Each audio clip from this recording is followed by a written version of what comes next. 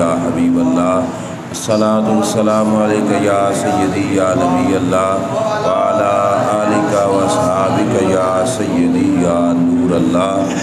مولا صلی وسلم دائما ابدا علی حبیبک خیر الخلق کلہم، منزہ عن شریک فی محاسنہ فجوہر الحسن فی غیر منقسم، یا اکرم الخلق مالی من الوذ بہ سواک عند حلول الحادث العمم، ولن یدیک رسول اللہ جاہک بی ذا الکریم تجلی باسم منتقم، ربی صلی وسلم دائما ابدا علی حبیبک خیر الخلق کلہم۔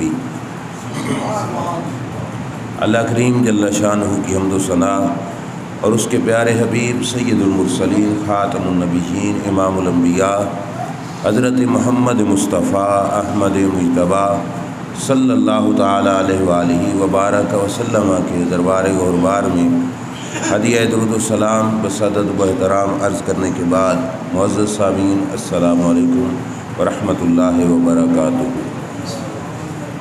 اس پاک محبوب صلی اللہ تعالیٰ علیہ وآلہ وسلم کی محبت میں اور ان کی آمد پر اللہ کا شکر ادا کرنے کے لیے ہم یہاں پہ جمع ہوئے ہیں۔ یقیناً اس محبوب صلی اللہ علیہ وسلم کی امت میں سے ہونا یہ ہم سب کے لیے خوش نصیبی ہے کہ رسول کریم صلی اللہ تعالیٰ علیہ وآلہ وسلم کی امت بننے کے لیے انبیاء دعائیں کرتے رہے، اللہ کے حضور آرزویں کرتے رہے، مگر رب ذوالجلال جل شانہ نے ہمیں بغیر کچھ کیے حضور کا امتی بنایا۔ اللہ کریم جل شانہ نے اپنے محبوب صلی اللہ تعالیٰ علیہ وآلہ وسلم کو وہ عظمتیں بخشیں، وہ شانیں بخشیں، وہ مقام بخشا جن کا ذکر رب ذوالجلال خود فرماتا ہے۔ آج کل تو جھگڑے چلتے ہیں، کوئی ہمیں کہتا ہے کہ ایسا کیوں کرتے ہو، ذکر رسول کی محفلیں کیوں سجاتے ہو، میلاد مصطفیٰ صلی اللہ تعالیٰ علیہ وآلہ وسلم کی محفلیں کیوں سجاتے ہو، مگر قرآن سے پڑھا جائے، حدیث بھی نہیں، قرآن مجید کو دیکھا جائے، عظمت مصطفیٰ صلی اللہ علیہ وسلم کا سب سے پہلے جلسہ کیا ہی رب ذوالجلال نے ہے۔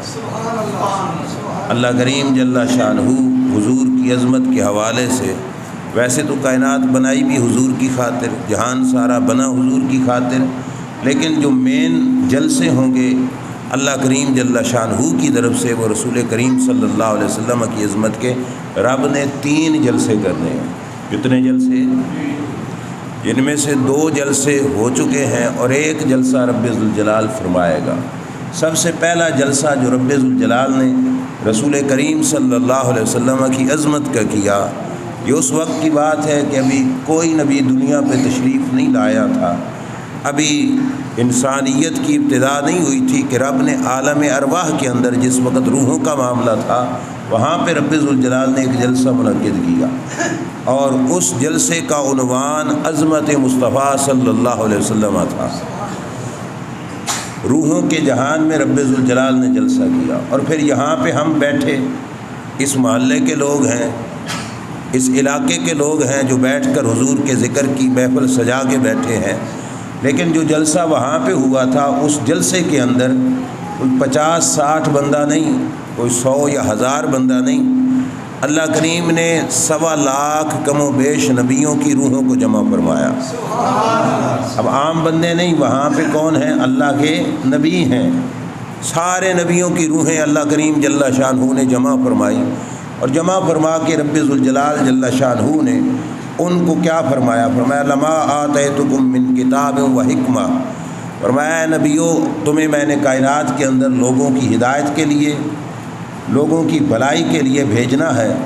جس وقت تمہاری نبوت کا سورج پوری آب و تاب کے ساتھ روشن ہو، لوگ تمہارے حلقہ غلامی کے اندر آ رہے ہوں، لوگ تمہارے تابعدار بن رہے ہوں، مرید بن رہے ہوں، تمہاری شاگردی اختیار کر رہے ہوں، تمہاری حکومتوں کے چرچے ہوں، تمہارے تخت ہواؤں پہ اڑ رہے ہوں، تمہاری سلطنت کا شورا ہو، عین اس وقت اگر تمہارے درمیان میرا آخر الزمان پیغمبر حضرت محمد مصطفیٰ صلی اللہ تعالیٰ علیہ وآلہ وسلم تشریف لائیں تو فرمایا مجھ سے کرو وعدہ لَتُؤْمِنُنَّ بِهِ وَلَتَنْصُرُنَّهُ، تمہیں اس نبی پر، اس رسول پر ایمان بھی لانا ہوگا اور اس کا غلام بن کر ان کی نوکری بھی کرنی ہوگی۔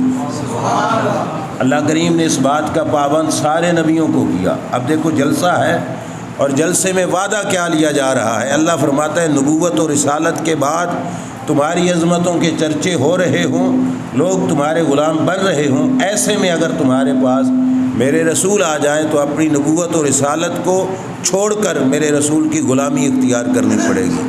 لَتُؤْمِنُنَّ بِهِ وَلَتَنْصُرُنَّهُ، یہ وعدہ لیا، اور وعدہ لینے کے بعد اللہ کریم نے کیا فرمایا؟ قَالَ أَأَقْرَرْتُمْ وَأَخَذْتُمْ عَلَىٰ ذَلِكُمْ إِصْرِي، اے نبیو اس بات کا اقرار کرتے ہو، میری طرف سے دیا ہوا یہ بوجھ اپنے سروں پر اٹھاتے ہو۔ اللہ کریم نے یہ کیوں پوچھا؟ ہمیں نماز کا حکم دیا، ہم سے پوچھا کہ پڑھو گے کہ نہیں پڑھو گے؟ حکم تو دیا لیکن پوچھا نہیں کہ پڑھو گے کہ نہیں پڑھو گے۔ زکوٰۃ کا حکم دیا، کیا دوبارہ سوال کیا کہ کرو گے کہ نہیں کرو گے؟ یہ نہیں پوچھا۔ عالم ارواح میں ایک وعدہ ہم سے بھی لیا تھا اللہ تعالیٰ نے، کیا الستو بربکم، تمہارا میں رب نہیں ہوں؟ ہم نے کہا تھا بلا، جی ہاں یا اللہ تو ہمارا رب ہے۔ پھر دوبارہ پوچھا تھا کہ کیا اس وعدے پہ پکے بھی رہو گے کہ نہیں پوچھا۔ ہمیں نماز روزے کا حکم دیتا ہے، ہم سے نہیں پوچھتا۔ ہم سے اپنی ربوبیت کا اقرار کرواتا ہے، ہم سے نہیں پوچھتا۔ نبیوں کو کہتا ہے کہ میرے نبی پر ایمان لانا ہوگا، یہ وعدہ لے کر پھر پوچھتا ہے کیا وعدہ پورا بھی کرو گے؟ کیا یہ بوجھ اٹھاتے ہو میری طرف سے؟ کیا ذمہ داری کو قبول کرتے ہو؟ وجہ کیا ہے؟ ہم سے نہیں پوچھا، نبیوں سے پوچھ رہا ہے۔ وجہ یہ ہے کہ نماز پڑھنا، روزہ رکھنا یہ اس کا آرڈر ہے، اس کا پورا کرنا ہے، وہ مشقت نہیں۔ ہاں وہ وقت کہ جس وقت ایک ہستی کی نبوت رسالت کا سورج پوری آب و تاب کے ساتھ چمک رہا ہو، اس وقت اپنے منصب کو چھوڑ کر رسول اللہ کی غلامی اختیار کرنا یہ بہت اوکھا کام ہوتا ہے۔ آپ کو میں مثال سے سمجھاؤں، ایک شخص بہت بڑا پیر ہو، بہت بڑے گدوں پہ بیٹھا ہو، بہت بڑے پلنگ پہ تکیے لگا کے بیٹھا ہو، اچانک کوئی ایسی ہستی آ جائے جس کی خاطر اسے اپنی مسند چھوڑنی پڑے، اپنی جگہ چھوڑ کے نیچے آنا پڑے، اس کے لیے کتنا مشکل ہوگا۔ یہ اونچی جگہ تو میری تھی، مجھے نیچے آنا پڑا۔ شاگرد کے سامنے استاد آ جائے، شاگرد کو اپنی مسند چھوڑنی پڑے۔ پیر کے سامنے اس کا پیر آ جائے، اسے اپنی مسند چھوڑنی پڑے، یہ اوکھا کام ہوتا ہے۔ اللہ نے فرمایا تھا نبیوں کو کہ تمہیں نبوت رسالت عطا فرماؤں، اور نبوت رسالت کے مل جانے کے بعد تمہارے درمیان میرے رسول آ جائے تو تمہیں یہ سب کچھ چھوڑ کر میرے رسول کی غلامی اختیار کرنی پڑے گی۔ بڑا اوکھا کام تھا۔ اللہ نے فرمایا اقررتم واخذتم علی ذلکم اصری، یہ میرا بوجھ اٹھاتے ہو، اس بات کا اقرار اعتراف کرتے ہو، اس وعدے کو قبول کرتے ہو؟ انہوں نے جواب میں کیا کہا؟ قالوا اقررنا، یا اللہ ہم نے اس بات کا اقرار کیا۔ اللہ نے کیا فرمایا؟ فاشہدوا وانا معکم من الشاہدین، فرمایا پھر گواہ ہو جاؤ، میں بھی تمہارے ساتھ گواہ ہوں اس بات پر کہ تم نے یہ وعدہ مجھ سے کر لیا ہے۔ اب اس وعدے کو نبھایا کیسے نبیوں نے؟ وعدے کو پورا کیسے فرمایا؟ ہر نبی اپنے زمانہ نبوت کے اندر، اپنی زمانہ رسالت کے اندر جس وقت لوگوں کو اپنا کلمہ پڑھاتے، لوگوں کو اپنی طرف راغب کرتے، اپنی نبوت کا اعلان کرتے، ساتھ یہ بھی بتاتے کہ لوگوں اگر میرے بعد یا میرے جیتے جی احمد مصطفیٰ محمد مصطفیٰ صلی اللہ علیہ وسلم تشریف لائیں تو میرا کلمہ چھوڑ کر تم سب کو ان کا کلمہ پڑھنا ہوگا، تم سب کو ان کی غلامی اختیار کرنی ہوگی۔ ہر نبی اپنی امتوں سے یہ وعدے لیتے رہے، ہر نبی اپنی امتوں کو یہ دعوتیں دیتے رہے، اور حضور علیہ الصلوۃ والسلام کی غلامی کا حکم اپنی امتوں کو دیتے رہے۔ اچھا نبیوں نے وعدہ تو کر لیا، بات پہ تھوڑی توجہ کرنا، نبیوں نے وعدہ نبھایا کہاں پہ؟ وعدے کو پورا کہاں پہ فرمایا انبیاء کرام علیہ السلام نے؟ یہ تھا دوسرا جلسہ جو رسول کریم صلی اللہ علیہ وسلم کی عظمت کا اللہ کریم جل شانہ نے فرمایا۔ وہ کہاں پہ ہوا؟ وہ دوسرا جلسہ جو انبیاء کرام علیہ السلام کی مجمع میں حضور کی عظمت کا ہوا، وہ مسجد اقصیٰ تھی، معراج کی رات تھی۔ رسول کریم صلی اللہ علیہ وسلم معراج پہ جانے لگے، تو آج اللہ نے نبیوں کو کہا کہ نبیوں سارے کے سارے جمع ہو جاؤ، سارے کے سارے اکٹھے ہو جاؤ، وعدہ تو تم نے کیا لیکن وعدہ نبھانے کا وقت تمہیں کوئی نہ ملا۔ وہ رسول آئے بھی سب سے آخر پہ، تم دنیا سے پردہ کر چکے تھے، اب اس وعدے کو پورا کرو۔ وہ میرے رسول دنیا پہ آ گئے ہیں، لہٰذا جاؤ کائنات کے اندر، دنیا کے اندر دوبارہ ان جسموں کے ساتھ جاؤ اور میرے اس رسول کے مقتدی بن کر اپنے ایمان والے وعدے کو پورا کر دو۔ کیوں؟ کیونکہ وجہ یہ ہوتی ہے کہ جو امام کا مذہب ہوتا ہے وہی مقتدی کا مذہب ہوتا ہے۔ ایسے ہو سکتا ہے کہ امام کا مذہب اور ہو اور مقتدیوں کا مذہب اور ہو؟ ایسا تو نہیں ہو سکتا۔ مسلمان کے پیچھے کبھی سکھ ہندو نے نماز پڑھی، کبھی ہندو سکھ کے پیچھے مسلمان نے پڑھی۔ مذہب ایک ہوتا ہے تب نماز پڑھی جاتی ہے۔ اللہ نے سارے نبیوں کو حضور کے پیچھے کھڑا کیا، مسجد اقصیٰ کے اندر سب کو جمع کیا اور جمع کر کے حضور کے پیچھے کھڑا کیا، فرمایا جو وعدہ ایمان والا کیا تھا یہاں پہ پورا کرو، اللہ کریم تمہارے وعدے کے پورے کرنے کا تمہیں ثواب عطا فرمائے گا۔ ایک بات بتاؤ بھلا کہ نبی دنیا سے چلے گئے تھے اس وقت کہ دنیا پہ ہی تھے؟ پردہ کر گئے تھے نا۔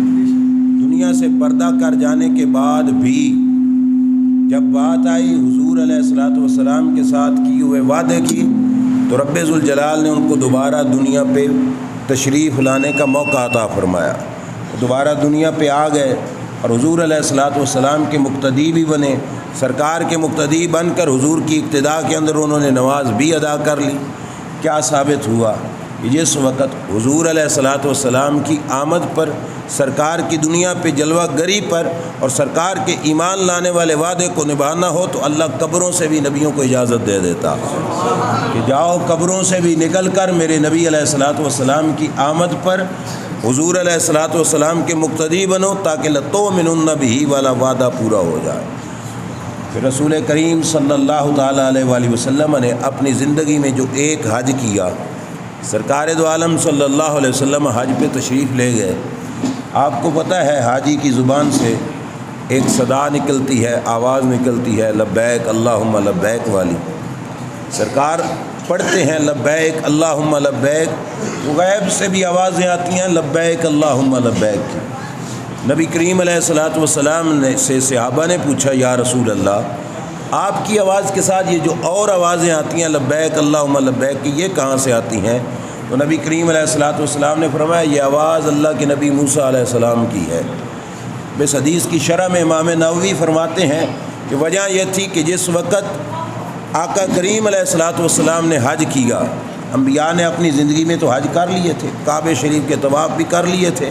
جب سرکار نے حج کیا تو نبیوں نے اللہ کی بارگاہ میں گزارش کی کہ یا اللہ ہم نے اپنے حصے کا، اپنے ذمے کا جو حج تھا وہ کر لیا تھا، یا اللہ اب تیرا آخری نبی حج کر رہا ہے، ہمیں بھی موقع دے کہ ہم اس کی معیت میں جا کے حج کریں۔ انبیاء اکرام علیہ السلام حضور کے ساتھ حج کر رہے ہیں اور نبی کریم علیہ الصلوۃ والسلام کے ساتھ حج کے اندر شریک ہیں۔ یہ دو جلسے ہو گئے اور ایک تیسرا جلسہ ہے، وہ جلسہ اللہ کریم جل شانہ نے ابھی نہیں کیا لیکن جلسہ ہوگا۔ اور حدیث پاک کے لفظ کیا ہیں؟ یہاں پہ صرف رب نے شان بیان کی، دوسرے جلسے میں نبیوں کو مقتدی بنا کے حضور کی عظمت کو واضح کیا، اور جو تیسرا جلسہ ہوگا اس کے لیے حدیث میں لفظ ہیں یحمد فیہ الاولون والآخرون، فرمایا اس کے اندر سارے اگلے بھی حضور کی شان بیان کریں گے، سارے پچھلے بھی حضور کی شان بیان کریں گے۔ سارا جہان حضور کا ثنا خوان بن جائے گا، جتنی لوگ گزر گئے وہ بھی ثنا خوانی کریں گے، جو قیامت تک آئیں گے وہ سارے کے سارے ثنا خوانی کریں گے۔ تیسرا جلسہ اس انداز کے اندر ہوگا اور وہاں پہ کسی کو روکنے کی جرت تک بھی نہیں ہوگی کہ وہ رب کے محبوب صلی اللہ علیہ وسلم کی عظمت کے اس جلسے کو روک سکے۔ یہ جلسہ ہوگا کہاں پہ اور یہ موقع کب بنے گا؟ کہ جس وقت اولین و آخرین سارے لوگ مل کر حضور علیہ الصلوۃ والسلام کی حمد کریں گے۔ یہ موقع ہوگا قیامت کے دن کا، جس دن قیامت آئے گی، سورج قریب آ کے آگ برسا رہا ہوگا، یہ زمین تانبے کی طرح تپ چکی ہوگی، 50,000 سال کا ایک دن ہوگا۔ میں آپ سے پوچھتا ہوں، اللہ تو قرآن میں فرماتا ہے وما یہ اللہ کلمح البصر، اللہ کو حساب لینا ساری کائنات کا کوئی مشکل نہیں، اے پلک جھپکنے کی دیر میں رب ساری کائنات کا حساب لے لے گا۔ آپ کا ایمان ہے اس پر؟ اللہ حساب لینا چاہے تو ساری مخلوق کا پلک جھپکنے کی دیر میں حساب لے سکتا ہے کہ نہیں لے سکتا؟ لے سکتا ہے۔ تو پھر 50,000 سال کا دن کیوں بنایا؟ اتنا لمبا چوڑا دن کیوں بنایا؟ خواہ مخواہ ہمیں تکلیف دینا چاہتا ہے؟ یہ بھی بات نہیں۔ پھر کیوں بنایا اللہ کریم جل شانہ نے اتنا لمبا چوڑا دن؟ حساب پہ تو جھٹ لگنا تھا۔ تو اعلیٰ حضرت فاضل بریلوی نے فرمایا فقط اتنا سبب ہے انعقاد بزم معشر کا کہ ان کی شان کریمی دکھائی جانے والی ہے۔ اللہ کریم نے 50,000 سال کا دن اس واسطے بنایا کہ رب نے بروز قیامت اپنے یار کی شان ہمیں دکھانی تھی، اپنے محبوب کی عظمت ہمیں دکھانی تھی۔ دنیا میں بیان کروں کوئی اختلاف کر لے گا، نہیں جی یہ شان نہیں ہے۔ آپ بیان کرو کسی کو بتاؤ تو کوئی اختلاف کرے گا۔ اللہ اپنے محبوب کی شانوں کا ظہور کرائے گا قیامت والے دن۔ جو دنیا میں نہیں مانتے ان کو بھی پتہ جائے گا کہ اس محبوب کے سوا دنیا کے اندر ہماری کوئی پناہ گاہ ہے ہی نہیں۔ یہ راضی ہوں گے تو رب ذوالجلال بھی راضی ہوگا۔ کیا ہوگا قیامت کے دن؟ جس وقت سورج آگ برسا رہا ہوگا، لوگ سارے پریشان ہوں گے کہ اتنی گرمی کے اندر، اتنی تپتی دھوپ کے اندر، اتنی پریشانی کے اندر مبتلا ہے، اب جائیں تو کہاں جائیں؟ دن ختم ہونے کو آ نہیں رہا، 50,000 سال کا دن ہے اور یہ مصیبت ہمارے سر سے ٹل نہیں رہی، اب کریں تو کیا کریں؟ حدیث پاک کے لفظ ہیں ثم یلہمون لذالک، اللہ ان کے دل میں ایک بات ڈالے گا۔ کون ڈالے گا؟ اللہ ان کے دل میں بات ڈالے گا۔ اللہ کیا بات ڈالے گا؟ اللہ فرمائے گا اور لوگوں دنیا میں تمہارا کوئی کام پھنس جاتا تھا، تم مشکل میں پڑ جاتے تھے، جو کام تمہارے بس سے باہر نکل جاتا تھا، جو تم نہیں کر سکتے تھے، تو تم دنیا میں سفارشی ڈھونڈا کرتے تھے، کسی کو سفارشی بنا کے بڑی جگہ پہ پیش کر دیتے تھے۔ عدالتوں میں کچہریوں میں کسی کا کام پھنس جائے، خود نہ پورا اتر رہا ہو تو کوئی نہ کوئی سفارشی بنا کر لے جاتا ہے، اپنے علاقے کا MLA MPA کونسلر وغیرہ لے جاتا ہے، جی میری سفارش کرو۔ تو فرمایا دنیا میں تمہارا کام پھنس جاتا تھا تو تم سفارشی بنا کے پیش کرتے تھے کہ تمہارا کام ہو جائے۔ آج اتنی بڑی مصیبت میں ہو، تمہاری مات عقل کی کیوں ماری گئی؟ اللہ کے دربار میں بھی تو کوئی سفارشی پیش کرو۔ آج اللہ جلال میں ہے، اس کے جلال کے سامنے کسی کو سفارشی کے طور پر پیش تو کرو تاکہ اللہ تبارک و تعالیٰ اس کی سفارش کو قبول فرمائے اور تمہیں اس مصیبت سے نجات عطا فرمائے۔ یہ بات اللہ خود مسلمانوں کے، انسانوں کے دلوں میں ڈالے گا۔ ساری خلقت جمع ہو کے مشورہ کرے گی، ڈھونڈیں تو کس کو ڈھونڈیں، سفارشی بنائیں تو کس کو بنائیں، اور کس کے ساتھ مل کر اللہ کے حضور حاضر ہوں اور اللہ سے سفارش کی التجا کریں، کس کو لے کے جائیں؟ تو سارے کہیں گے بھائی سب سے زیادہ اولاد پر مہربان اس کا باپ ہوتا ہے، شفیق اولاد پر اس کا باپ ہوتا ہے۔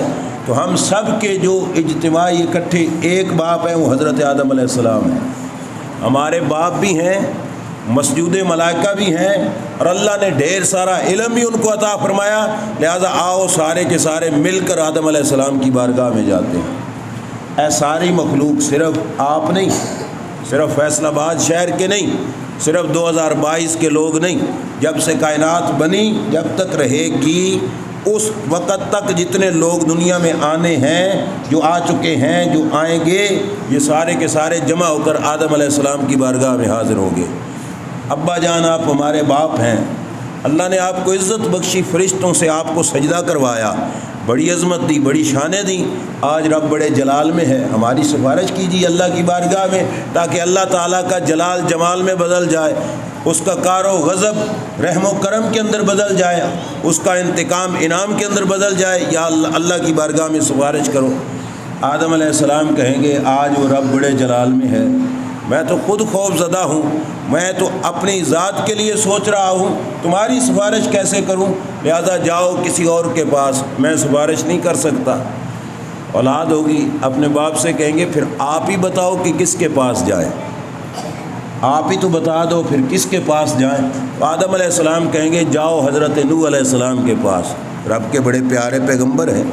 ایک جملہ زبان سے نکالا تھا، رب لا تذر علی الارض من الکافرین دیارا، اپنے دشمنوں کے بارے میں کہ یا اللہ کافروں کا ایک بندہ بھی دنیا پہ نہ چھوڑ۔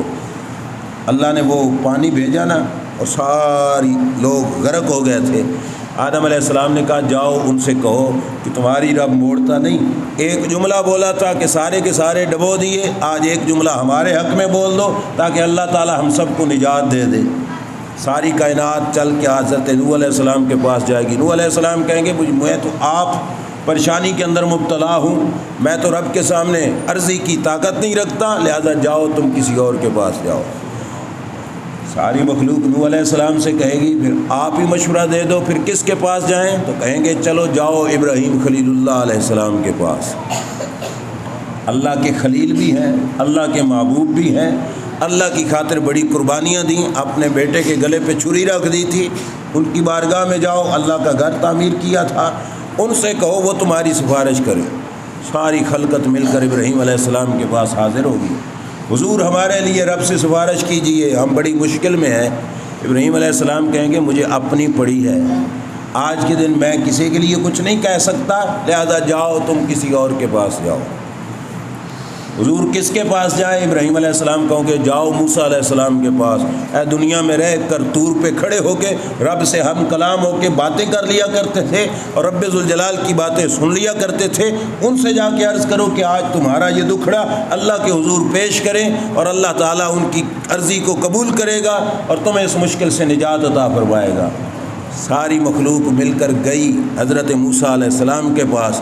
موسیٰ علیہ السلام نے کہا لوگو، طور پہ کھڑے ہو کے رب سے باتیں کرنا اور ہے، اور میدان محشر میں کھڑے ہو کے رب سے باتیں کرنا اور ہے، یعنی کلیم طور ہونا اور ہے اور کلیم محشر ہونا یہ اور ہے۔ میں نہیں بات کر سکتا، لہذا جاؤ کسی اور کے پاس۔ حضور کہاں پہ جائیں؟ موسیٰ علیہ السلام کہیں گے جاؤ عیسیٰ علیہ السلام کے پاس۔ اللہ کی قدرت کی ایک عظیم نشانی تھے عیسیٰ علیہ السلام، بغیر باپ کے رب نے پیدا کیا، پنگوڑے میں بیٹھ کر اپنی ماں کی پاک دامنی کی گواہیاں دیں، اللہ کریم نے بڑی عزت اور شرف بخشا۔ عیسیٰ علیہ السلام کے پاس جاؤ، ان سے عرض کرو۔ عیسیٰ علیہ السلام کہیں گے میں تو خود مشکل میں ہوں، میں تو خود پریشانی میں ہوں، حضور بتاؤ تو صحیح کہاں پہ جائیں؟ توجہ رکھنا میری طرف۔ عیسیٰ علیہ السلام کہیں گے آج کے دن اگر کوئی ذات تمہاری سفارش کر سکتی ہے تو وہ محمد مصطفیٰ صلی اللہ علیہ وسلم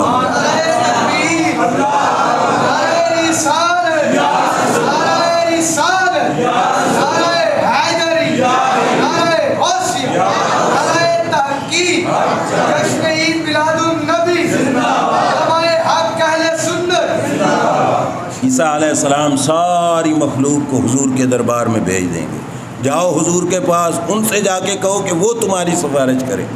اب یہ خلقت ساری کی ساری حضور کی بارگاہ اقدس کے اندر حاضر ہو جائے گی۔ سرکار کیا فرمائیں گے جب یہ خلقت عرضی لے کے جائے گی؟ سرکار فرمائیں گے آنا لہا آنا لہا آنا لہا، اس دن کے لیے رب نے بنایا ہی میری ذات کو تھا، تم پھرتے کہاں پہ رہے ہو؟ اللہ نے اس دن کے لیے بنایا ہی میری ذات کو تھا، تم کہاں پہ پھرتے رہے؟ میرے پاس کیوں نہیں آئے؟ اللہ نے اس دن کا سفارشی مجھ کو ہی بنایا ہے۔ سرکار مدینہ صلی اللہ علیہ وسلم اپنی مبارک قبر سے باہر تشریف لے آئیں گے اور اپنے غلاموں کو کہیں گے کہ میں ہی ہوں جو اس دن کے لیے تمہاری شفاعت کروں گا، اللہ کے حضور سفارش کروں گا اور اللہ کے حضور تمہارے لیے یہ عرضی پیش کروں گا۔ سارے نبی بھی بیچ میں ہیں، ساری امتیں بھی بیچ میں ہیں، ساری خلقت اکٹھی ہو کر حضور کے در کی سوالی بنی اور سرکار نے ان کو خالی نہیں موڑا۔ سرکار نے فرمایا یہ کام رب نے سپرد بھی میرے فرمایا تھا۔ سرکار اٹھیں گے، اللہ کے حضور سجدہ ریز ہو جائیں گے، اپنی زلفوں کو بکھیر دیں گے، اللہ کے حضور عرض کریں گے کہ یا اللہ جس وقت تو نے مجھے بنایا تھا سب سے پہلے تو تو نے مجھے کہا تھا کہ اے محبوب یہ خلقت بنائی تیری خاطر ہے، میرا مقصود تو تھا، تیری ذات تھی، یہ جہان تیری خاطر بنایا۔ آج میں عرضی کر رہا ہوں کہ یا اللہ جب بنایا میری خاطر تھا تو آج ان سب کو معاف بھی میری خاطر فرما دے۔ اللہ کریم ارشاد فرمائے گا ارفع راسک یا محمد، اے محمد اپنے سر کو اٹھائیے صلی اللہ علیہ وسلم، سل توتا وشفا تشفا، آج ان غلاموں کے لیے مانگتے جاؤ میں عطا فرماتا جاؤں گا، ان کی سفارش کرتے جاؤ تمہاری سفارش کو میں قبول فرما لوں گا۔ سرکار کے سجدہ ریز ہونے سے رب کا جلال جمال کے اندر بدل جائے گا، کار و غضب رحم و کرم کے اندر بدل جائے گا اور انتقام انعام کے اندر بدل جائے گا۔ اے محبوب مانگیے، میں آپ مانگو گے میں ان سب کو عطا فرماؤں گا۔ اب آخری بات توجہ میری طرف رکھنا، اللہ کریم اپنی عرش کا عدالت کی کرسی وہاں پہ میدان محشر کے اندر لگے گی، اللہ کریم اپنے عرش پر جلوہ فرما ہوگا اپنی شان کے تحت۔ اللہ اپنے عرش کی دائیں جانب ایک کرسی لگوائے گا، جس کرسی پہ اپنے یار کو بٹھائے گا اور اپنے محبوب کو بٹھا کے کہے گا محبوب یہاں پہ بیٹھ جاؤ، جس کے لیے جو کچھ کہتے جاؤ گے تمہارے اشاروں پہ ہی کام ہوتا جائے گا، جو کہو گے وہ مانا جائے گا، جو تم کسی کے لیے مانگو گے وہ عطا کیا جائے گا۔ اے محبوب میدان محشر کا معاملہ تمہارے ہاتھوں میں ہے، جس کے لیے جو کچھ کہو گے اللہ قبول فرمائے گا۔ آخری ایک بات آپ مجھے بتاؤ، میدان محشر سفارشی ڈھونڈنے والی بات بندوں کے دل میں ڈالی کس نے تھی؟ میں نے حدیث پڑھی نا، کس نے ڈالی تھی؟ اللہ نے۔ جو رب اتنی بات ڈال سکتا تھا دل میں کہ سفارشی ڈھونڈو، وہ سیدھا یہی ڈال دیتا نا کہ سیدھا جاؤ میرے یار کے پاس، اپنے نبی حضرت محمد مصطفیٰ صلی اللہ علیہ وسلم کے پاس جاؤ۔ اللہ کریم نے اتنی بات تو ڈال دی دل میں کہ سفارشی ڈھونڈو، سیدھا یہ کیوں نہیں دل میں ڈالا کہ سیدھے جاؤ نبی کریم علیہ السلام کے پاس، وہی تمہاری سفارش کریں گے؟ کیا رب کو پتہ کوئی نہیں تھا کہ آج سفارش کس نے کرنی ہے؟ بولو، پتہ تھا نا، یقیناً پتہ تھا کہ کسی اور نے نہیں، آج میرے نبی نے سفارش کرنی ہے۔ پھر رب سیدھا ہمارے دل میں یہی ڈالتا کہ سیدھے جاؤ حضور کے دربار میں، سرکار کی بارگاہ میں عرض کرو تاکہ سرکار ہی سفارش کریں تمہاری۔ اللہ نے کیوں نہیں ڈالا؟ وجہ یہ ہے کہ رب سیدھا دل میں یہ بات ڈال دیتا اور ہم ڈائریکٹ چلے جاتے آقا کریم علیہ السلام کی بارگاہ میں۔ آج ہم کسی کو کہتے قیامت کے دن کام حضور نے آنا ہے، وہ ہو سکتا ہے کہہ سکتا کہ اور بھی یہ کام کر سکتے تھے لیکن ہم اوروں کے پاس گئے جو کوئی نہ، دوسرے بھی کر سکتے تھے، ہم گئے جو کوئی نہ، ہم سیدھا گئے حضور کے پاس تو یہ کام ہو گیا۔ اگر جاتے تو دوسرے نبی بھی یہ کام کر دیتے۔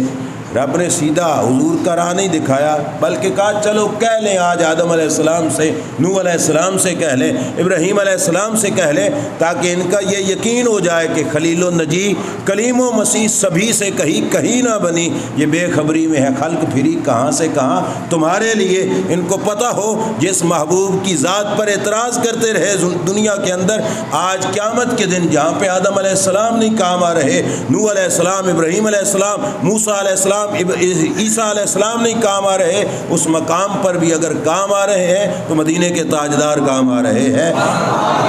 آپ بتائیے، میلاد منانے کے حوالے سے ہمیں کسی اور مفتی کے پاس جانے کی ضرورت ہی نہیں۔ قیامت کے اتنے اوکھے دن یہاں پہ کوئی رشتہ دار چھوڑو، اللہ کے نبی جواب دے دیں گے کہ جاؤ کسی اور کے پاس، وہاں پہ رسول اللہ ہمارے کام آئیں گے کہ بولیے؟ پھر اس ذات سے تعلق جوڑ کے رکھنا چاہیے کہ توڑ کے رکھنا چاہیے؟ اور پنجابی میں جو دریاؤں کے ساحلوں پہ گدی پہ رہتے ہیں نا لوگ، ان کے اندر ایک پنجابی کا مقولہ مشہور ہوتا ہے، وہ کہتے ہیں لگنا پار تے ویر ملا نال، ونجنا پار تے ویر ملا نال۔ کی مطلب؟ جو کدی پہ دریا کے کنارے پہ رہتے ہوتے ہیں ان کو روزانہ دریا پار کرنا پڑتا ہے، کبھی ادھر گیا پھر واپس آیا، پھر ادھر گیا پھر واپس آیا۔ وہ کہتے ہیں روزانہ آر پار جانا ہوتا ہے تو کشتی چلانے والا جو ملا ہوتا ہے ڈرائیور کشتی کا، اس کے ساتھ ویر نہیں رکھنا، اس کے ساتھ تعلق جوڑ کے رکھنا ہے، تعلق بنا کے رکھنا ہے۔ بات صحیح ہے کہ نہیں؟ پار گزرنا ہے تو کشتی والے کے ساتھ تعلق بنا کے رکھنا ہے۔ تو قیامت کے میدان میں کوئی ہے جو بچ جائے گا؟ کوئی بھاگ جائے گا کہ مجھے قیامت نہیں دیکھنی پڑے گی؟ دیکھنی ہم سب کو پڑے گی، اور ضرورت ہم سب کو رسول کریم کی پڑے گی۔ اگر دریا پار کرنا ہو تو ملا سے رشتہ بنا کے رکھنا چاہیے، کہیں ڈبو نہ دے، غرق نہ کر دے۔ اگر قیامت کے دن کامیابی چاہنی ہے تو مدینے والے سے بھی تعلق جوڑ کے رکھنا چاہیے۔ ہم تو کہتے ہیں کہ ہم صرف ربیع الاول کے اندر یہ سب کچھ کرتے ہیں، اگر ساری زندگی بیٹھ کے بھی کرتے رہے نا تو ان کی محبت کا، ان کی شان کا، ان کے انعام کا حق نہیں ادا ہو سکتا۔ ہم اپنی ہر سانس میں ذکر رسول کریں، اپنے ہر زبان پر ہر لفظ کے اندر حضور کی شان بیان کریں، پھر بھی جتنا حضور کا کرم ہے ہم حضور کے اس کرم کا حق نہیں ادا کر سکتے۔ کیوں؟ کہ ہمیں دنیا میں عزت ملی تو صدقہ حضور کا۔ جو اولاد اپنی والدین کی عزت کرتی ہے، اللہ توفیق سب کو دے، کچھ نہیں کرتے، جو کرتے ہیں اگر اولاد والدین کو محبت اور احترام دیتی ہے تو کس کے تو خیر؟ کس نے سکھایا کہ والدین کو عزت دینی ہے؟ رسول اللہ نے سکھایا نا۔ پھر ہمارا حق بنتا ہے کہ ہم حضور علیہ الصلاۃ والسلام کی پہلے عزت کریں۔ اولاد ہماری، اگر اولاد کو والدین پیار دیتے ہیں تو یہ کس کا صدقہ ہے؟ سرکار کا ہی صدقہ ہے نا۔ یہی اولادیں تھیں، پیدا ہوتی تھیں اور ماں باپ ان کو زندہ دفن کر دیتے تھے، مار دیا کرتے تھے، قتل کر دیا کرتے تھے۔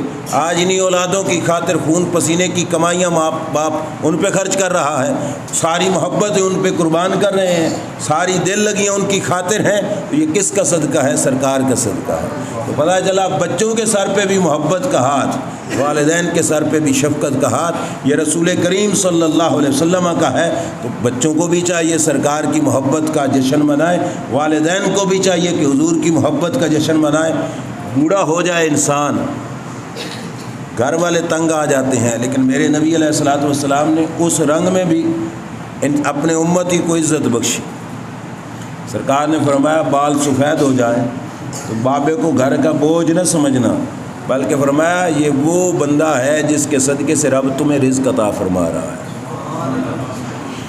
اس عمر میں جا کے اولاد سمجھتی ہے اکثر کہ میں کماتا ہوں اور ابا میرا مفت میں کھاتا ہے، نہ، سرکار فرماتے ہیں تمہیں رزق ملتا ہی اپنے بابے کے صدقے سے ہے۔ اس عمر کے حصے میں بھی سرکار نے شفقت کی کہ کوئی نہ کی۔ پھر ہم صرف ربیع الاول چھوڑو، ہم ساری زندگی بھی حضور سے محبت کا جذبہ پیش کرتے رہیں تو یہ کم ہے۔ ذکر رسول کی محفلیں اس وقت سجاتے ہیں، زندگی کا معمول بنا لو کہ روزانہ حضور کے دربار میں درود و سلام کا نذرانہ پیش کریں گے، سرکار کی بارگاہ میں محبتوں کا خراج پیش کریں گے۔ اس کا فائدہ یہ ہوگا کہ حضور کے دربار میں حاضری لگتی رہے گی۔ کل جب میدان محشر قیامت والے دن حاضر ہوں گے، سرکار پہچان لیں گے یہ وہی تھا جو روزانہ سلاموں کے تحفے بھیجا کرتا تھا، یہ وہی تھا جو روزانہ درودوں کے تحفے بھیجا کرتا تھا۔ رجسٹر میں اس کا نام ہوگا، حاضری لگی ہوئی ہوگی، تو سرکار اور زیادہ کرم فرمائیں گے، مہربانی فرمائیں گے۔ اللہ تعالی ہماری حاضری اپنے دربار میں قبول و منظور فرمائے۔